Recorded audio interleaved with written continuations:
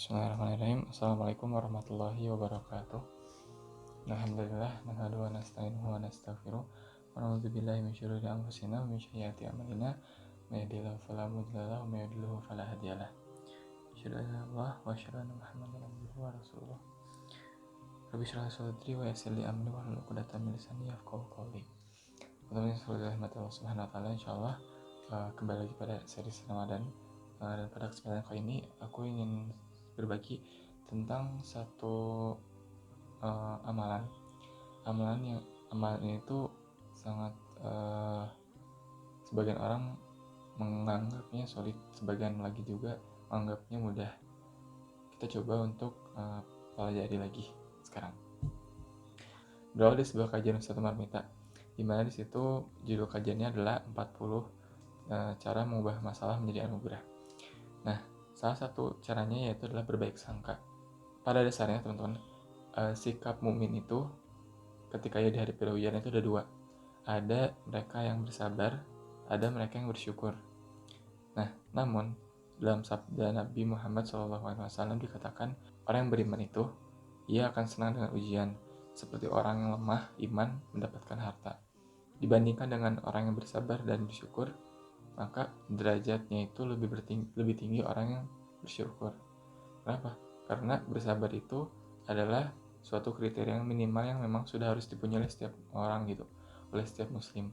Tetapi dengan bersyukur itu mengubah yang namanya persepsi orang itu terhadap masalah.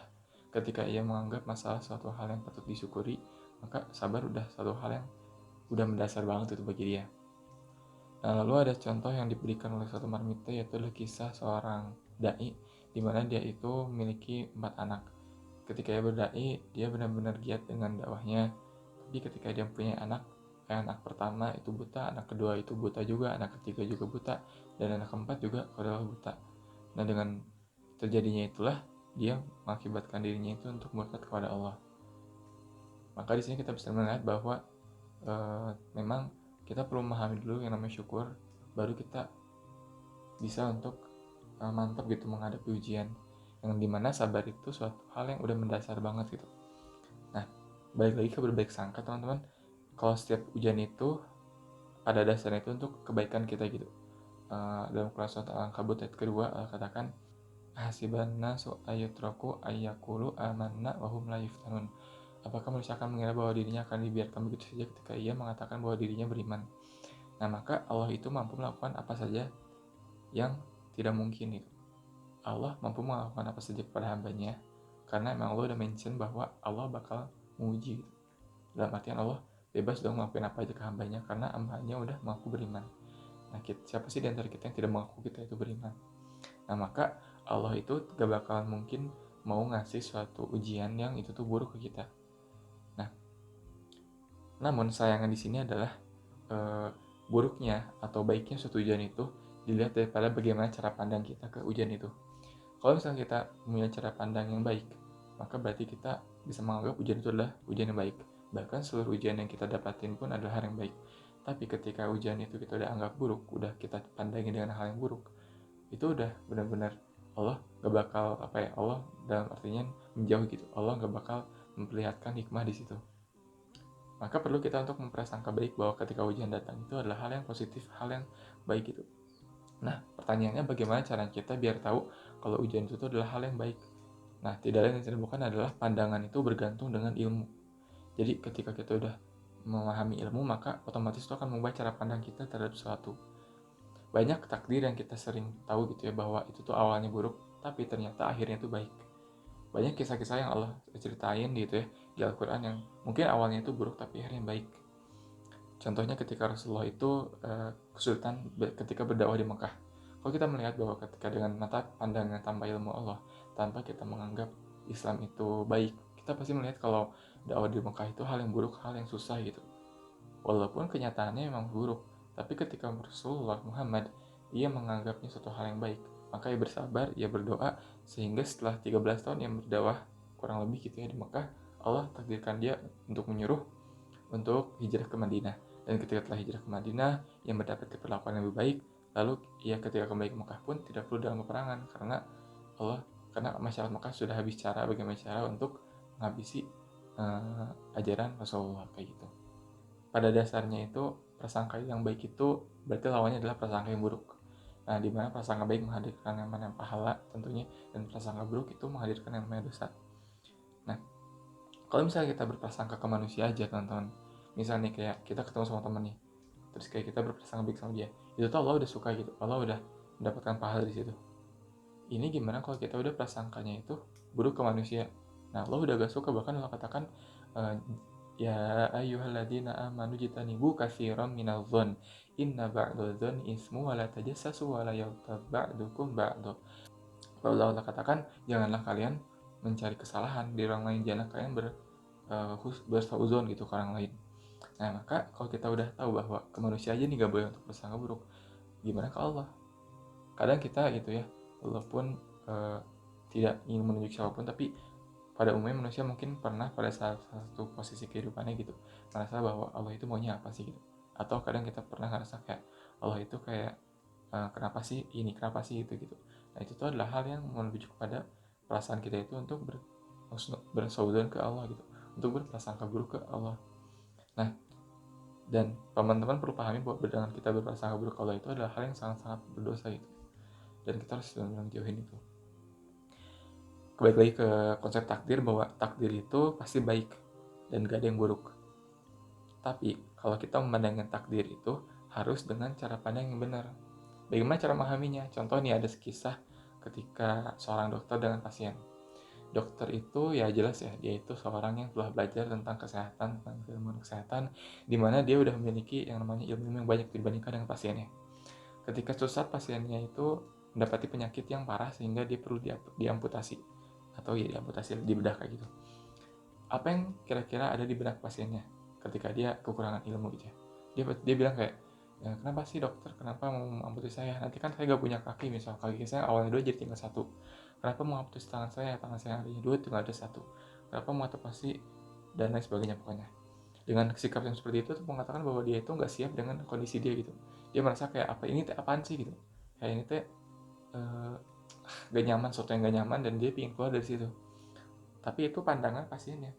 Pandangan dokternya kayak gimana? Pandangan dokternya ya, pasien ini sakit ini, kalau dia gak diamputasi dia bakal lebih parah ke depannya, dan mau gak mau harus diamputasi karena ini adalah jalan yang terbaik. Dokter itu tahu yang baik, sedangkan pasien itu hanya menerima apa keputusan dokter, dan pasien itu kayak tugas dia adalah menerimanya dengan baik atau menerimanya dengan gak baik gitu, yang pada akhirnya pun akan diamputasi gitu misal. Maka kita harus mencoba untuk mengubah cara pandang kita dalam suatu ujian itu adalah sebagai pandangan dokter, dimana kita harus paham bahwa Allah itu adalah dokter, yang dimana kita itu gak tahu apa-apa sebetulnya, dan Allah itu paling tahu apa-apa. Ketika kita dihadapi hal yang buruk, udah jadi itu adalah hal yang baik gitu buat kita. Nah, ada seorang kisah juga ya, kembali dengan kisah-kisah, sebab kisah itu adalah hal yang paling mungkin bisa mempelajari setiap manusia gitu ya. Kisah dari yang Ustadz Umar kita juga ceritakan tentunya, itu adalah kisah seorang ulama ketika dia tuh dihadapi sama pemuda itu tuh dia tuh mau nikah ceritanya, dan udah mau menikah, udah ada sebaran lamaran, dan ternyata di waktu-waktu udah tinggal menunggu waktu nikahnya, si perempuannya itu memutuskan untuk menolak dia gitu, menolak tanpa alasan, dan setelah beberapa bulan ternyata dia nikah sama laki-laki lain. Terus si laki-laki ini tuh gimana perasaannya ya, dia tuh kayak benar-benar pecah gitu, benar-benar kayak ini tuh kayak hal yang membuat dia tuh ingin marah, dan apa-apanya tuh gak jelas gitu, sehingga dia ngomong ke si ulama ini. Terus kata ulama ini apa, wahai anak muda, cobalah. Jadi si ulama itu tuh nggak ngasih tahu cara-cara yang banyak untuk menghadapi ini, nggak ngasih tahu kayak dalil yang banyak untuk menghadapi ini, enggak. Tapi dia ngasih tahu kalau misalkan dengan ujian yang kamu dapat sekarang, coba kamu untuk berprasangka baik sama Allah, kayak gitu doang. Pemuda ini kayak awalnya kayak kurang menerima, tapi kayak akhirnya yang menerima, kayak oke, mungkin inilah yang baik buat Allah, inilah yang baik buat Allah. Sehingga selang beberapa waktu ternyata ada kabar daripada orang yang dia mau nikahi awalnya, yang perempuan tadi itu. Ternyata perempuan tadi itu setelah bertahun-tahun dia itu mendapati suatu penyakit, yaitu kanker gitu. Sehingga dengan kankernya itu dia nggak bisa menghasilkan keturunan, serta dengan beberapa waktu yang dekat dia meninggal dunia. Lantas si laki-laki ini berpikir, Masya Allah sekali ketika Allah ingin menghadirkan peristiwa ini kepada aku. Aku mungkin bukan laki-laki yang kuat sehingga aku bisa didampingi oleh perempuan itu. Dan apa jadinya nanti ketika aku memang telah menikah dengan perempuan itu, mungkin aku tidak akan sabar. Itu yang ada di pikiran laki-lakinya. Maka mungkin kembali lagi bahwa masalah itu boleh jadi awal yang buruk, tapi jika kita bersabar, kita berprasangka baik, itu insya Allah akhirnya akan Allah kasih tahu apa hikmah yang baiknya di situ. Contoh lagi nih, ada suatu pegawai bank, seorang pegawai bank. Dia itu tuh dulu waktu di banknya itu kan jelas ya, bank itu mungkin suatu hal yang ketika kita mendapatkan rezeki di situ itu belum tentu kehalalannya gitu. Nah di bank itu dia itu difitnah teman-teman, difitnah, dan udah difitnah itu dia pergi kan ya, maksudnya kayak udah difitnah gitu pergi. Setelah udah itu si laki-laki ini tuh dia ternyata hobinya masak. Ketika dia hobinya masak, ketika ada kegiatan silaturahim keluarga, dia datang dan lain sebagainya, dan dia memasak masakan dan disarani untuk bikin warung. Udah bikin warung, ternyata disarani bikin restoran. Sampai pada akhirnya intinya orang itu dia jago masak dan dia punya restoran dan punya banyak cabang di Jakarta. Ini kisah nyata. Terus dia itu bilang ke Ustadz, Ustadz, seandainya dulu saya nggak difitnah sama orang yang ada di bank itu, mungkin saya sekarang masih mendapat rezeki yang gak jelas itu di bank. Sedangkan sekarang saya udah punya banyak banget ya cabang-cabang restoran, dan ketika saya ingin ketemu sama orang yang fitnah itu, saya ingin berterima kasih. Nah maka ini adalah hal yang butuh kita pahami juga, bahwa emang kembali lagi bahwa ujian itu kadang emang pahit di awal kayak gitu. Dan berprasangka baik itu merupakan bentuk Allah itu bersama kita gitu. Ketika kita berprasangka kepada Allah, seolah Allah itu selalu ada bersama kita. Kita melihat sesuatu ketika itu adalah hal yang kita gak suka, kita ingat Allah. Oh berarti Allah pinginnya gini, pinginnya gitu. Itu dalam artian Allah itu bersama kita, ibaratnya jalan bareng gitu ibaratnya. Jadi prasangka baik itu bagian daripada kebaikan teman-teman, yang dimana Allah senang dan Allah itu paling tahu akan segala sesuatunya. Misal kita itu seorang hamba yang kita itu nggak pandai berzikir secara bersungguh-sungguh, kita itu nggak pandai dalam artian bertobat nasuha, kita itu nggak pandai melakukan hal itu. Tapi ketika Allah meridhoi, ketika kita mungkin dalam artian taat kepada Allah, tapi ketika kita berdosa, kita tidak pandai untuk berzikir dengan benar-benar zikir, atau kita nggak pandai untuk bertobat, maka ketika Allah datangkan yang namanya musibah berupa penyakit, kita misalnya dimakan oleh rasa sakit, dan yang kita bersabar itu insya Allah itu akan meleburkan dosa kita, dan itu bentuk kasih sayang Allah itu teman-teman. Jadi cara Allah berikan penyakit itu boleh jadi karena itu, karena Allah melihat hamba ini tuh dia itu nggak pandai bertaubat nasuha, dia nggak pandai untuk berzikir dengan baik, maka Allah turunkan penyakit. Semoga dengan dia bersabar maka akan diampuni kayak gitu. Jadi intinya apa sih? Yang namanya prasangka itu kan biasanya berawal daripada bisikan teman-teman. Bisikan apa? Ya jelas-jelas bisikan setan teman-teman. Ketika kita dihasuti oleh bisikan setan, maka itu akan mengarahkan kita kepada hal yang berseuzon, atau kita menolak bisikan setan misal. Berarti itu adalah bentuk kita untuk kedepannya bisa untuk berhusnuzon gitu, berprasangka baik. Allah katakan dalam Quran surat An-Nas, Qul a'udzu birabbin nas, malikin nas, ilahin nas, min syarril waswasil khannas, alladzi yuwaswisu fi sudurin nas, minal jinnati wan nas. Allah katakan ada yang namanya waswis syaitan atau bisikan setan. Dan iya, prasangka itu erat kaitannya dengan bisikan setan itu. Kenapa susah kita berprasangka baik ke orang lain? Karena kita sering mendengarkan bisikan setan, dan itu memang ada gitu. Ada kaidah yang bagus di sini, kaidah yang masya Allah banget, dan aku juga benar-benar merasa tertampar ya kasarnya mah dengan kaidah ini. Ketika kita merasa kalau diri kita itu dibisiki sama banyak setan gitu, kayak kita ngerasa kayak ngeliat ini tuh bawaannya dibisikin yang gak buruk terus. Kalau kita ngeliat ini tuh bawaannya dibisikin yang buruk terus. Kita ngeliat orang lain bawaannya dibisikin hal-hal yang buruk terus. Kita melakukan ini bawaannya ragu dan merasa dibisikin yang buruk terus. Nah itu tuh bisikan setan teman-teman. Dan ada caranya kita supaya kita meminimalisir hal itu. Bisikan setan itu pada dasarnya itu adalah datang daripada percikan api. Percikan api itu datang daripada zat setan yang diciptakan. Setan kan, iblis itu kan diciptakan daripada api gitu ya. Dan itu tuh akan bisa dinetralisir dengan wudhu serta sholat mutlak, serta ke majelis ilmu. Sebab redanya bisikan setan karena adanya ilmu teman-teman. Jadi teman-teman udah berilmu, dalam arti teman-teman mencari ilmu, maka perlahan-lahan bisikan setan itu mengurang, dan kita semakin mampu untuk melawan bisikan setan itu. Dengan apa tadi? Berilmu dan berwudu. Sebab ketika kita berwudu itu rasanya adem kan. Nah ketika adem itu ya bisikan-bisikan atau percikan api itu tuh hilang gitu, mudah untuk padam gitu kayak gitu. Ada hadis Allah itu membersamai hamba-hambanya. Allah itu sesuai dengan prasangka hambanya. Jadi di sini tuh mengatakan bahwa Allah itu sebagaimana prasangka hambanya, dan itu benar. Ketika kita berprasangka baik ke Allah, maka insya Allah Allah pun kayak gitu ke kita. Ketika kita berprasangka buruk, Allah itu udah kayak kok udah bersama buruk lagi ya, maka akan sesuai dengan prasangka kita kayak gitu. Nah, ada kisah lagi, yaitu ketika kisah Hafsah gitu ya. Ketika di zaman Rasulullah, Hafsah itu salah satu istri Rasulullah ya. Cuman kisah sebelumnya itu ada yang berkaitan dengan prasangka baik. Ketika saat itu Hafsah itu kan diceraikan oleh suaminya, bercerai, dan teman-teman perlu tahu bahwa cerai itu bisa berlaku sebagai hal yang sunnah, bahkan bisa berlaku sebagai hal yang wajib, tergantung bagaimana keadaan yang memaksa itu supaya bercerai.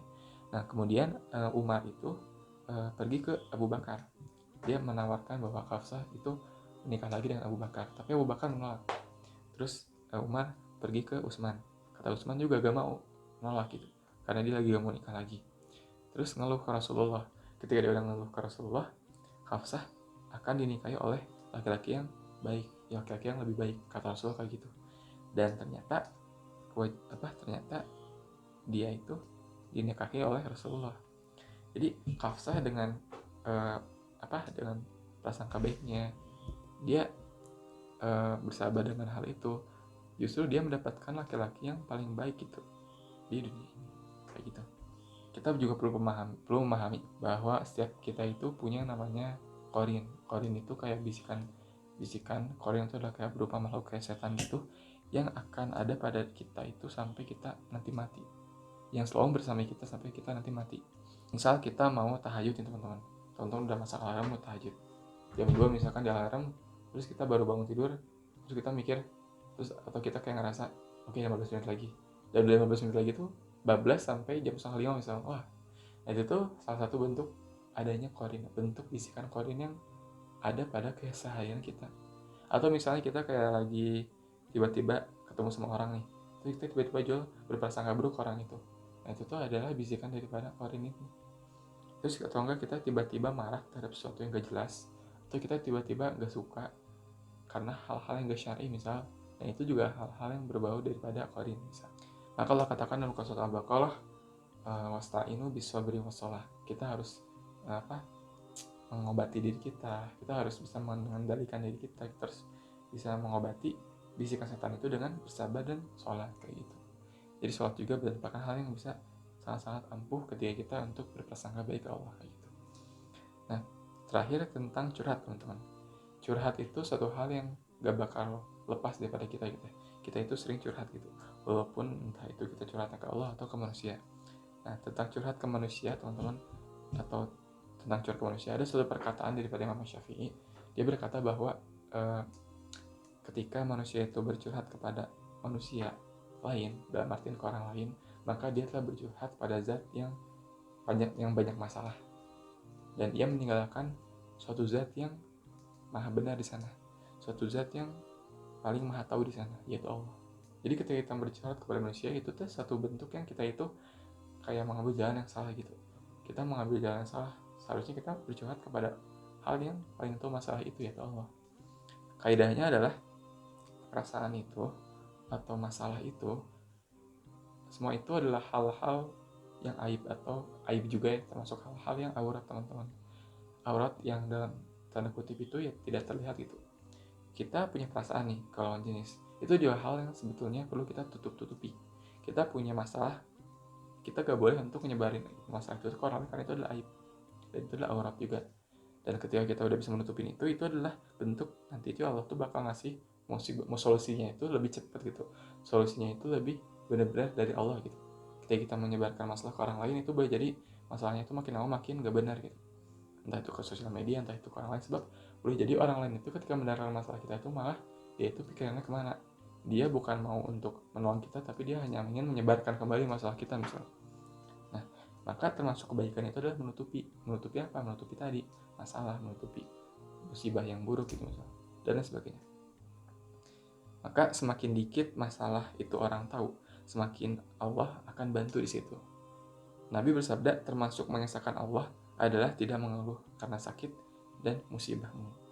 Jadi itu mungkin apa yang bisa aku share daripada kajian Ustadz Umar Miftah tentang 40 cara mengubah masalah menjadi mengubah masalah menjadi anugerah, dan semoga ada manfaat di situ.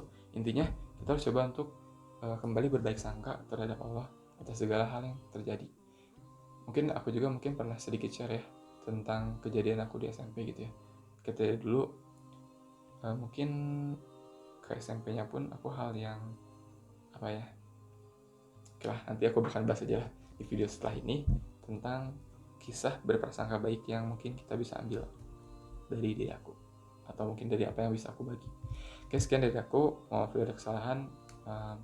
Rabbana taqabbal minna innaka antas samiul alim. Semoga Allah menerima segala amalan kita di bulan Ramadan ini. Subhanakallahumma wa bihamdika asyhadu an la ilaha illa anta astaghfiruka wa atubu ilaik. Assalamualaikum warahmatullahi wabarakatuh.